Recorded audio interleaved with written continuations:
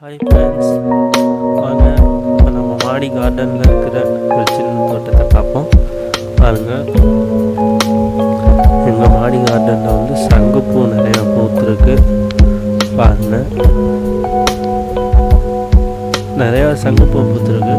இதெல்லாம் மழை பெஞ்சிக்கிட்டே இருக்கிறனால நல்லா செடி நல்லா பசுமையாக இருக்குது. அதோடைய வந்து சங்குப்பூ வந்து ஹைப்ரிட் செம்பருத்தி செடியில் வந்து கொடி ஓடி இருக்குது. அதனால் ரெண்டு கலந்துருக்கிற மாதிரி இருக்கும். ஒரு இடத்துல சங்குப்பூ இருக்குது, ஒரு இடத்துல செம்பருத்தி பூ பூத்துருக்கும். பாருங்கள், அதுக்குள்ளே வந்து நம்ம கொடி ரோஸ் வந்து சின்னதாக இப்போ தான் பூத்துருக்கு. சைஸே அவ்வளோதான். அது கொடி ரோஸ் வந்து அதுக்குள்ளே இருக்குது. பாருங்கள்,